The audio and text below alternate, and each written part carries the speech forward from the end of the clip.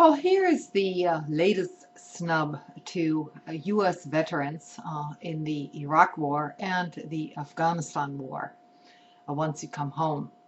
And this is coming straight from your government, from your administration and your commander-in-chief and his lawyers at the top.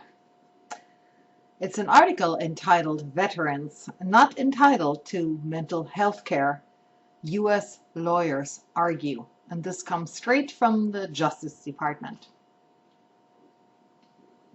It was published at San Francisco Gate News, and it's a very pertinent article for anyone who has served in the U.S. military, but is now experiencing some sort of a disillusion with the whole system after coming back, especially if they are coping with financial or physical problems or mental problems, which this article addresses in particular. But you know, Bill O'Reilly said, all of you guys are basically nuts. You don't amount to nothing. You're cowards. If you have mental problems, that's your own thing. And basically, you're cowards for not standing up for your family, your own beliefs, and if you can't cope with your own goddamn personal problems, well, then you're basically traitors. Well, let me tell you something, Mr. Bill O'Reilly.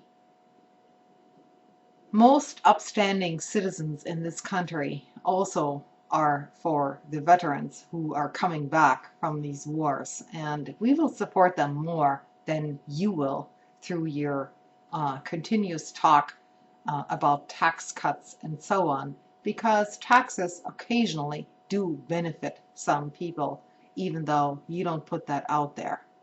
But here is the little article that I wanted to read to U.S. veterans in particular.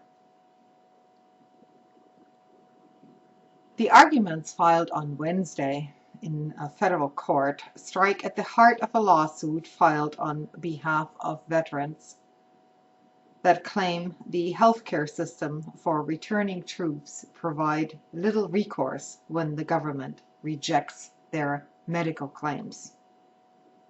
The Department of Veterans Affairs is making progress in increasing its staffing and screening veterans for combat-related stress, Justice Department lawyers said.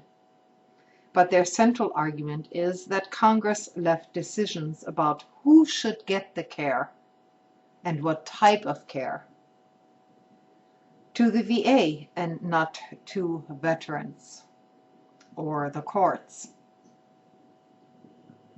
A federal law providing 5 years of care for veterans from the date of their discharge establishes veterans' eligibility for health care, but it does not create an entitlement program for veterans to any particular medical condition, the government's lawyers stated. So, if you have a condition as a veteran that does not fall under the government's definition of health care, then you're probably sheer out of luck.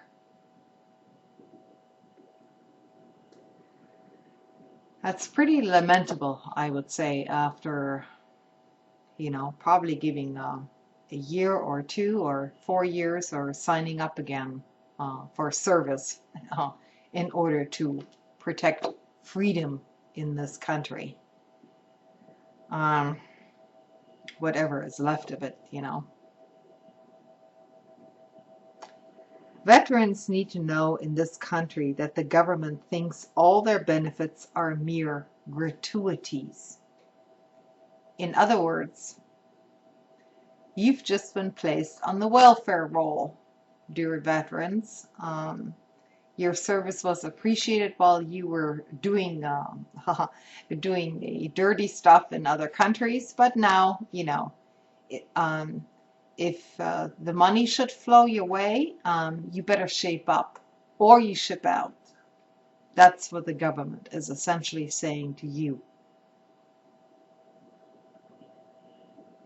The lawsuit accuses the VA of arbitrarily denying care and benefits to wounded veterans, of forcing them to wait for months for treatment or years for benefits, and of failing to provide fair procedures for appealing the decisions that have been made.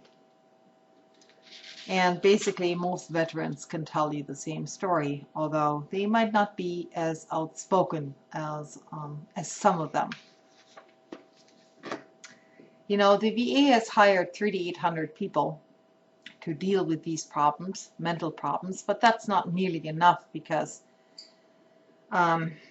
if you take, if you divide this by, I don't know, 55 states, then there isn't that much left for each department. And since there isn't any money left either, you're basically left on your own and left to your own devices.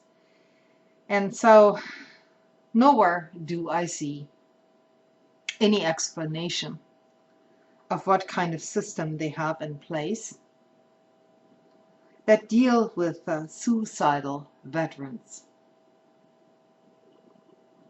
There's no excuse for not spending the money that Congress has already allocated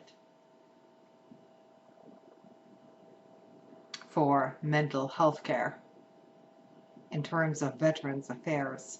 But now, it's all been put on the back burner and it's not being spent because it's needed elsewhere, presumably.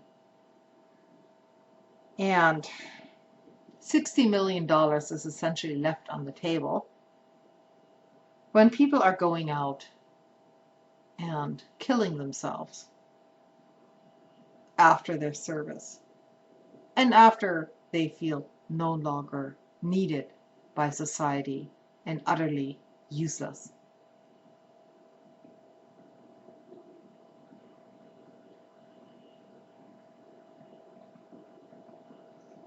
I can't say good night because it's not going to be a good night, especially not for many veterans.